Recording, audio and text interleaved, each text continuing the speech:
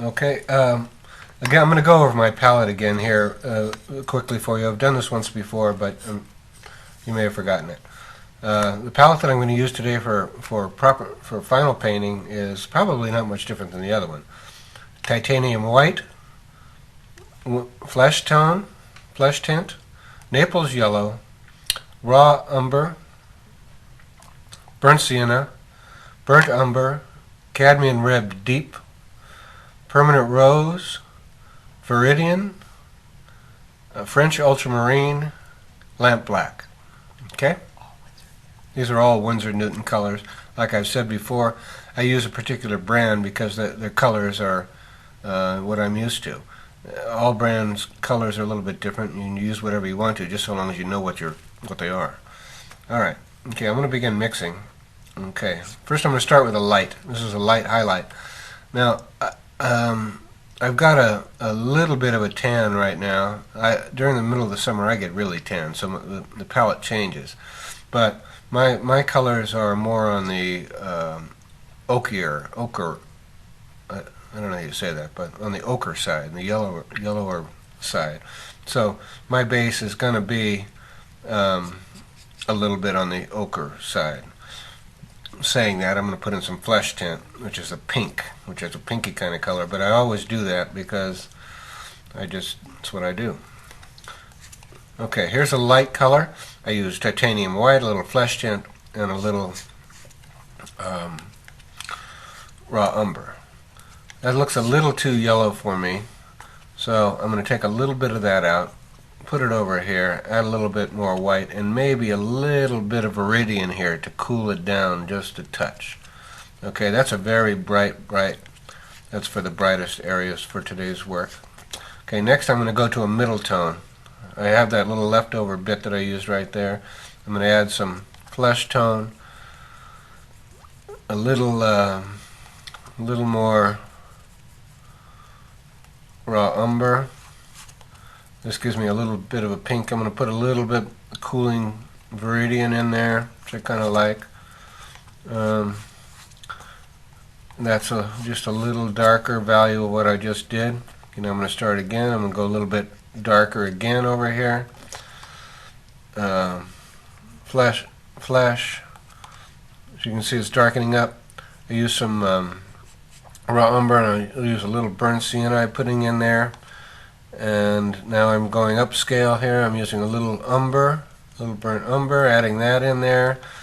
All I'm really doing, there's no formula for it. It's all years of practice and knowing sort of what color I'm looking for. And as you practice, you'll be able to do the same thing.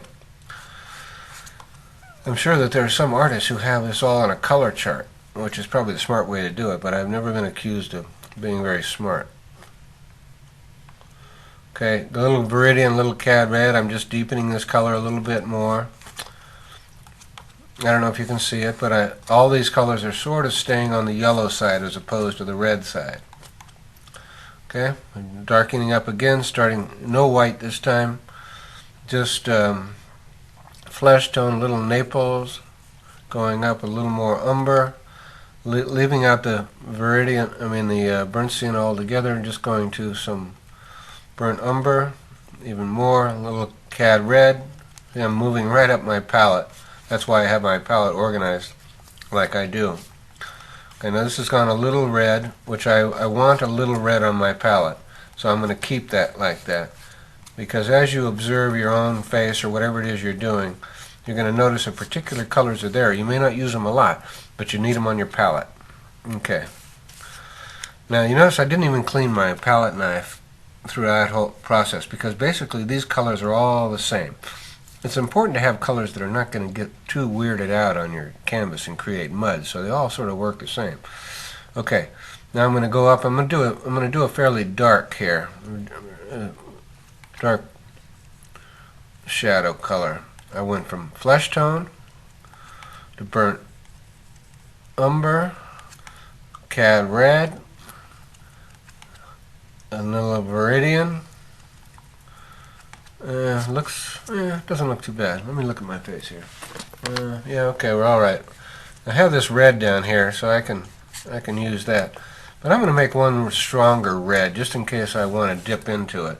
So I'll take some of this. I'm going to put it up here out of the way, away from the rest of my colors. And it's just some flesh tone, some Cad Red Deep. The Cad Red Deep is a color that I like in my portraits because it's not so flashy. It's sort of a dull red, and works good. I like it. So I just mix that up there in case I want to dip into it. Now I also am going to make a green and a blue. You always want those on your portrait palette. So I took some flesh tint, some Viridian. I think I'm going to throw a little raw umber in there to give that green a little yellow tint. And again, this is a dipping color. We've talked about dipping. I move back and forth. Now I'm going to do the same thing with the blue. Keep it a little on the yellow side, but not too much. A little white, ultramarine. That's too dark, so I'm just lightening it up until it feels comfortable for me. All right. Okay, and there's one more thing I'm going to do here. I'm going to mix a dark. So I'm taking some lamp black, some burnt umber, and some Cad Red. Keep it on the red side. This is for stuff, dark areas that I want to define. Okay, that's it. That's the palette.